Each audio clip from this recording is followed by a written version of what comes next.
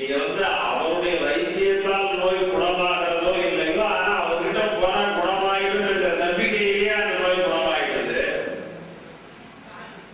அதற்கு ஏராளமான சான்றுகள் உண்டு.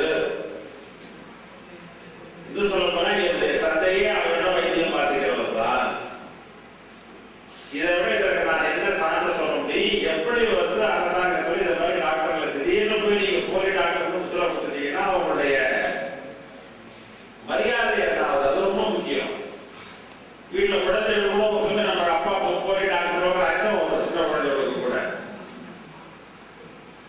அவருடைய மரியாதை என்னாவது, அவருடைய மனம் என்ன பாடுபடும், எவ்வளவு சிரமப்படுவார்கள், சமூகத்தில் அவருடைய அந்தஸ்து எந்த அளவுக்கு குறைந்து விடும், இதையெல்லாம் அரசாங்கம் எப்படி செய்கிறது, எந்த அளவுகோல் வைத்திருக்கிறீர்கள் என்றெல்லாம் கேள்வி கேட்ட பிறகு முதலமைச்சராக இருந்த கலைஞர் அவர்களே நிகழ்ச்சி ஒரு மருத்துவருக்கு அழகிரி அவர்களே இவ்வளவு சான்றிதழ் கொடுத்த பிறகு இந்த பிரச்சனையை இதோடு கைவிட்டு விட வேண்டும், உடனடியாக அந்த மருத்துவரை விடுதலை செய்து விட வேண்டும். மேற்கொண்டு இதை போல நடவடிக்கை எடுப்பதற்கு முன்பு ஏதாவது ஒரு குழுவின் மூலமாக இறுதி முடிவு செய்துதான் நடவடிக்கை எடுக்க வேண்டும் என்கிற அளவுக்கு அப்பொழுது கொண்டு வந்தார். அன்றைக்கு அது பெரிய செய்தி. ஆனா இப்பொழுது திரும்பவும் தொடர்கிறது. திரும்பவும் எப்பொழுதாவது தொலைபேசி தொடர்பு அப்படி வருகிறார். எனவே நீங்க தான் முடிவு கட்டணும். என்ன செய்யணும்னா, இதை எப்படி செய்தால் இது சரியாகும். நீங்க அப்பொழுது இதுக்கு ஒரு ரெக்கமெண்டேஷன் ஆக்கிட்டு போதுல எந்த பொருளும் கிடையாது. அதற்கு மாறாக இதை எப்படி சரி செய்வது என்பதை, எந்த விதமான சட்ட பாதுகாப்பு பெறுவது என்பதை நீங்கள் முடிவு செய்து எனக்கு ஒரு எழுத்துப்பூர்வமாக கொடுப்பீர்கள் என்று சொன்னால், நான் மத்திய மாநில அரசுகளோடு அமர்ந்து பேசி இந்த பிரச்சனைக்கு ஒரு முடிவு காணும். ஆனா இதுக்கு ஒரு வயாமிலியா இருக்கணும். நீங்க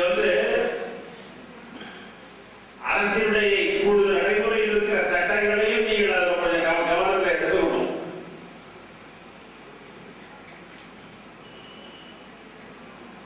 நீங்க அப்படி எடுத்துக்கலன்னு சொன்னா கோர்ட்ல அடிபட்டு போயிடும். வேற யாராவது படிச்ச டாக்டர் உங்களுக்கு சாதகமான ஒரு நிலையை அரசு எடுக்கிறதுன்னு வைத்துக் கொள்வோம். அப்பொழுது அவர்கள் யாராவது ஒரு நீதிமன்றத்திற்கு சென்றார் என்று சொன்னால், அப்பொழுது நீதிமன்றங்களில் இவர்கள் எல்லாம் தரமான மருத்துவர்கள் அல்ல என்ற ஒரு தீர்ப்பு சொல்லிவிட்டால் பிரச்சனை இன்னும் மோசமாகிறது. எனவே இந்த பிரச்சனையை எப்படி தீர்ப்பது என்பது களத்தில் இருக்கிற உங்களுக்கு தான் தெரியும். நீங்க அதற்கான ஒரு முயற்சியில் இறங்கினால் நான் உங்களுக்கு உறுதுணையாக இருப்பேன் என்பதை உத்தரவாதமாக சொல்லிக்கொள்ளலாம்.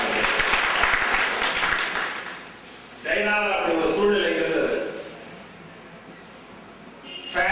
அவர்களுக்கு பெயர், அவர்களுக்கு அங்கீகாரம் வழங்கினார்கள். இந்தியாவில் கூட நாம கொண்டாடுவோம். ஆனா நாடாளுமன்றத்தில் சிரமம் வந்தது. 3 ஆண்டு படித்தால் போதும். பெரிய அத மாதிரி ஒரு நீங்க கூட படிக்கலாம். ஒருவர் 3 ஆண்டு காலம்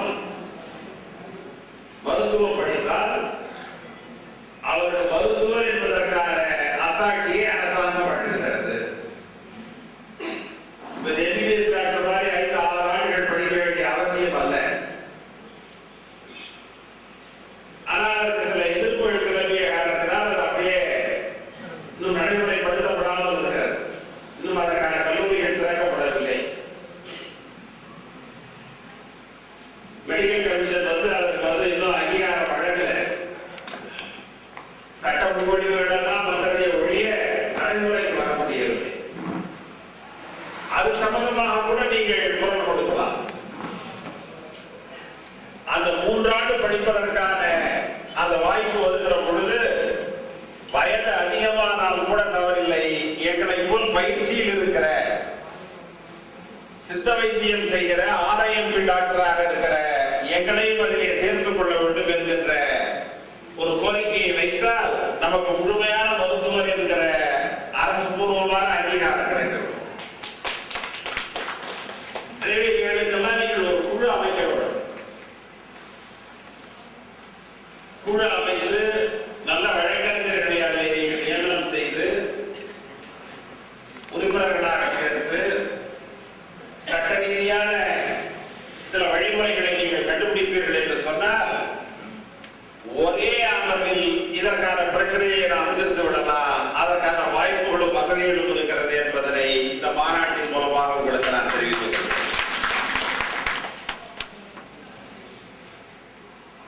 இன்றைக்கு எவ்வளவுதான் மருத்துவ வசதிகள் அதிகமாக இருந்தாலும் கூட எளியவர்கள் மருத்துவ வசதியை பெறுவதிலே சிரமமும் இருக்கிறது. யாரும் மறுத்துவிட முடியாது. சென்னையிலே ஒரு மருத்துவமனைக்கு சென்றால்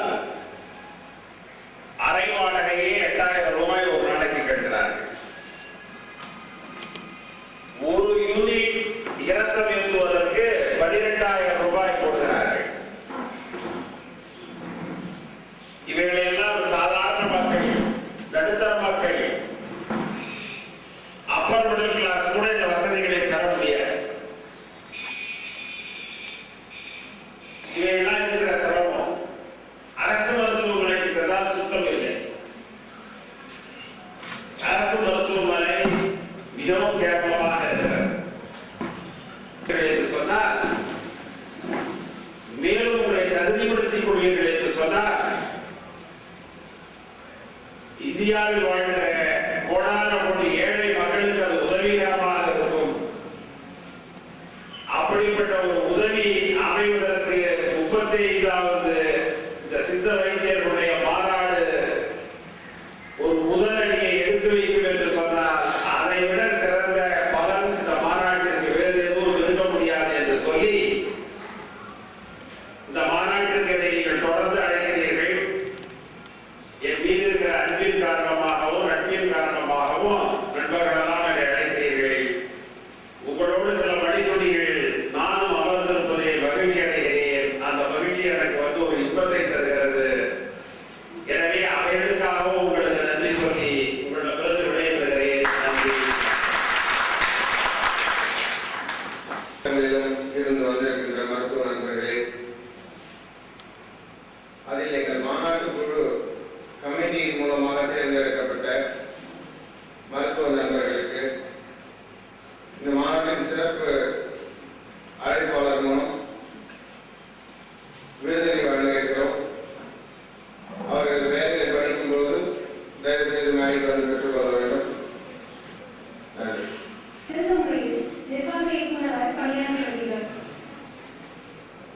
இக்கல்லூரிக்கான விருதினை பெற டாக்டர் வி. செந்தில்குமார் அவர்களை மேடைக்கு அழைக்கிறோம்.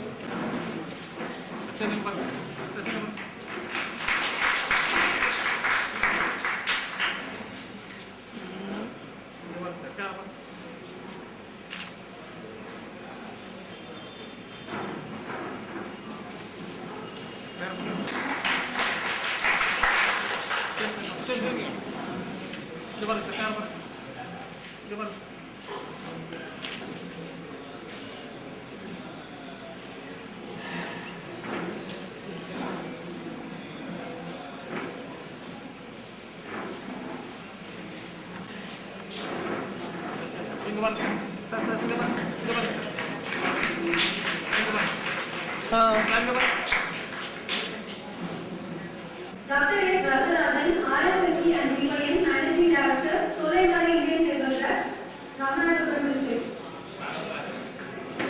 இவர் பத்தி நான் கொஞ்சம் சொல்லியே ஆகணும். நம்ம தமிழகத்தில் டெங்கு காய்ச்சல் ரொம்ப கஷ்டத்துல இருந்தது. இலவசமா பள்ளி, கல்லூரி, பஸ் ஸ்டாண்டு எல்லா இடத்துலையும் போயிட்டு இலவசமா எல்லாருமே இந்த நம்ம மூலிகை கஷாயத்தை கொடுத்து பெரிய விழிப்புணர்வை ஏற்படுத்தினார். அந்த அடிப்படையில் அவருக்கு சிறந்த சித்த மருத்துவ சேவை என்ற விருதை.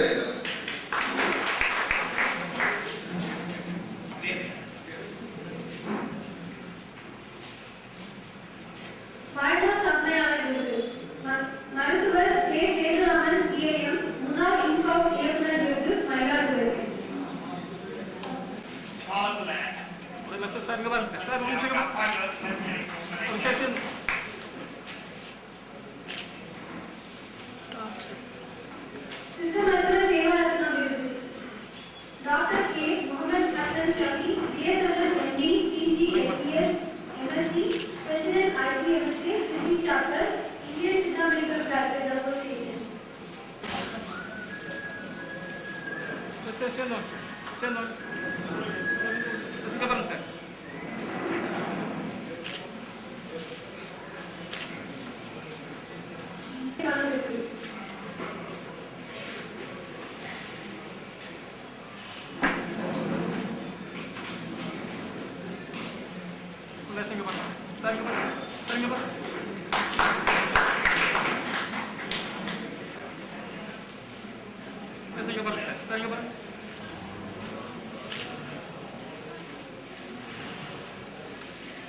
Dr. G. Annamalai, M.Q., SMT, Diploma in Homeopathy, Agastya Agneya Medicine, Siddha Marpa Ayurveda.